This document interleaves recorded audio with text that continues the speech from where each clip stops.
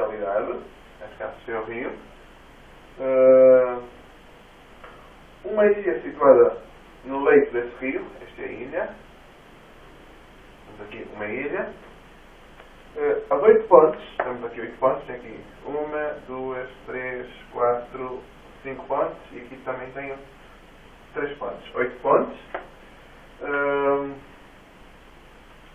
H, neste caso aqui, temos aqui uma habitação e aqui temos uma escola, ou seja, H representa a habitação e E me representa a escola de um jovem dessa localidade.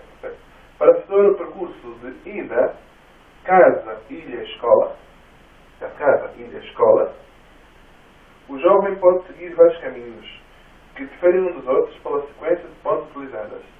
Indique quantos caminhos diferentes pode o jovem seguir num percurso de ida e volta sem passar 2 vezes pela mesma ponte. Ou seja, vamos ver quantas sequências é que existem.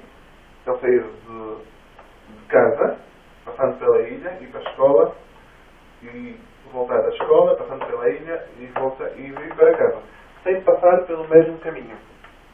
Este problema, se nós fazemos as coisas, fazer a análise a mais natural possível, torna-se um problema fácil de resolver. Nós pensamos assim: eu chego aqui, quantas possibilidades é que eu tenho aqui? Quantos caminhos tem? Tem 5. Para a ilha, quantos caminhos tem aqui? 3. Ou seja, sai daqui, atravessa essas pontes, tem que atravessar estas 3 pontes, tem 5 vezes 3. Depois, ao voltar, como não posso passar pelo mesmo caminho, antes tinha 3, agora só terei 6 caminhos. Um dos caminhos seria excluído, ou seja, vezes 2. E ao voltar aqui, um dos caminhos seria excluído, qualquer um deles seria excluído, e aqui seria vezes 4. Ou seja, a probabilidade seria 5 vezes 4 vezes 3 vezes 3 vezes 2.